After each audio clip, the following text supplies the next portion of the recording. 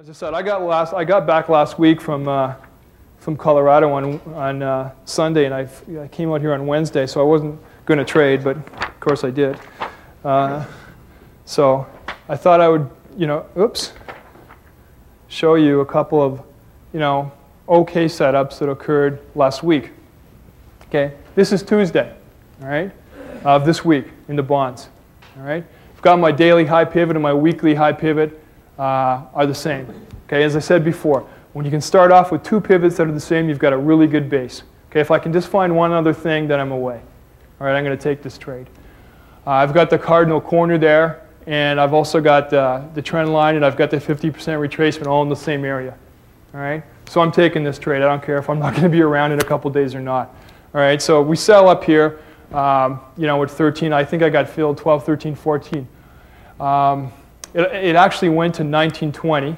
All right, which tells you why you don't use like a 3 or 4 point stop. I mean, I'm not that good a trader. I don't know if anyone else is.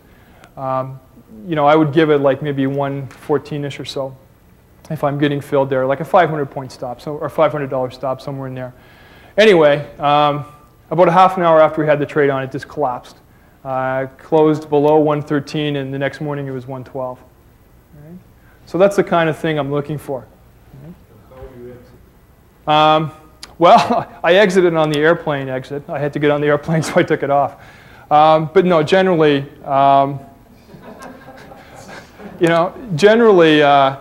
I said, you're going to exit. If I'm risking $500 in this trade, then I want to make like at least 1,000 on it.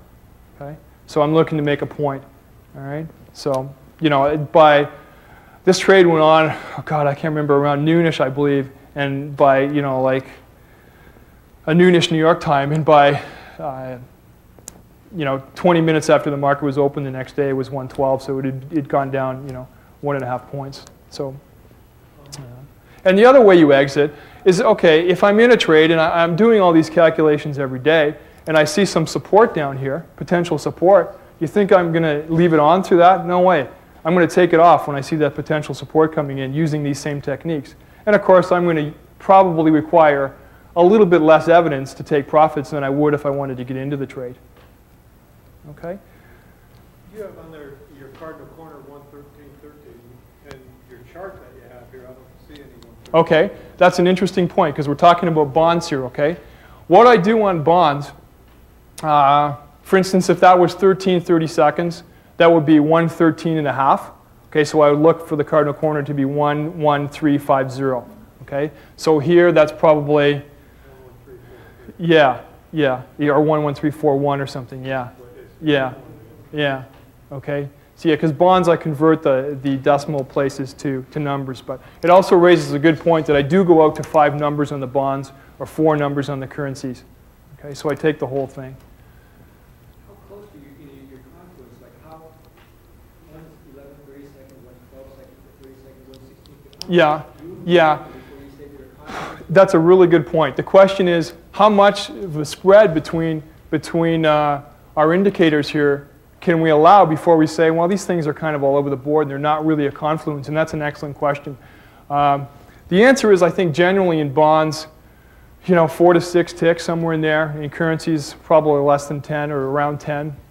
But you also got to take into account how volatile the market is. Okay? If it's been flying around like the currency market has lately, so I'm going to allow a little bit broader.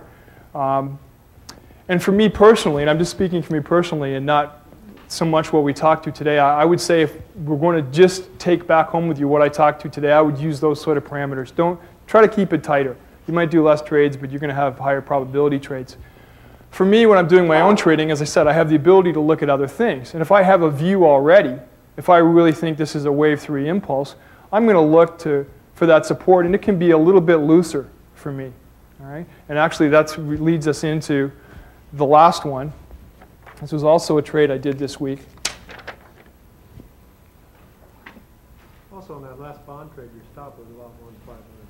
No, it was about half a point. It's $500. $500 a contract. 113 to 114.32? No. 114 even. If I had 114.32, I think that was a misprint, but I don't think I did. Yeah, 32 or 30 seconds to 114 even, somewhere in there. I mean, I mean, you can tighten it up, but personally the way I will trade is I'll put the stop up there because I think it's kind of a worst case scenario. And if it goes through to 25 or something and I'm uncomfortable, oftentimes what you'll see is it's going to come back down to that resistance, which may now be support, and it'll give you a chance to scratch the trade without too much damage. Okay, so I'll often put, sort of a stop in a little bit further away, and if I don't like the way this thing's trading, when it comes back down to that place, a little above where I may have sold it, then I'll try to get out of it and just scratch the trade. Okay, that's a personal view or a personal preference of how I do it, but doesn't mean you have to do it that way. Like I said, I'm just here today to tell you what I do. I'm not saying it's the best way to do it. Similarly, DMARC this week, and again, this is a good example of the question that was just raised about, how tight do they have to be? Well, this is a really big move for the currencies. Over 400 points in 3 or 4 days. It's a really big move. So I allowed a little bit more, latitude on my points here than I may have normally.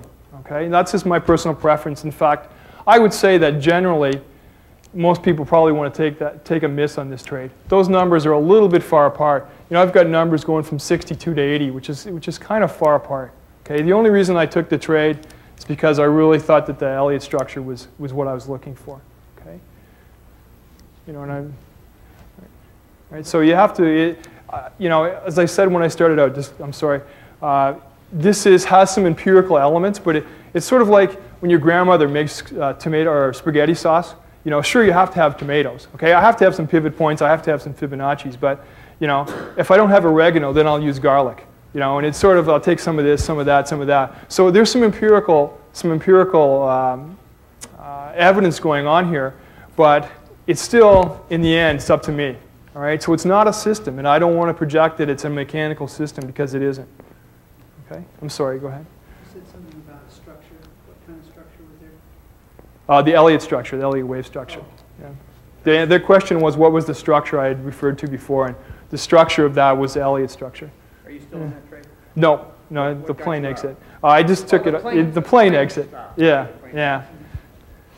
Again, it was doing okay. I left it on. I put it on Tuesday, took it off Wednesday about 2 o'clock. I think when I left Thursday morning, it was. I probably wished I had still left it on, but I don't know where it is now. And if you hadn't gotten on a plane, what you've been looking for? I would have taken some of it off already because it had certainly, more than gone 2 times my risk, which is a good exit. I really generally find in terms of taking profits that, I'm not a system trader, I like to take profits when the market's going up, or if I'm short when it's going down. If I really think that I could be in some sort of impulse wave or Elliott wave 3 where it could really run, then I may leave a fifth or a quarter of the trade on and put a stop in and pretend I don't have it anymore. Just keep moving it up.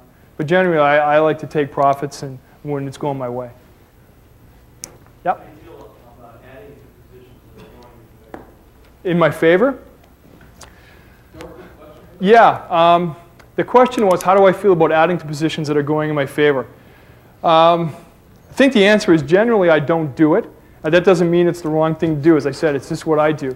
I think part of the reason is because my time frame is 24 hours to 1 week, and generally I'm looking to take the money when it's going my way, and looking to get repositioned on some sort of little dip. So generally I don't add to it. I know most people say don't add to a loser, but once in a while, if I really think, if I have good support here, and I've really got just as good support here, and I try to buy that when it doesn't work, I may add a little bit here. I know no one else does that, but I do, so I'm just being honest. Yeah.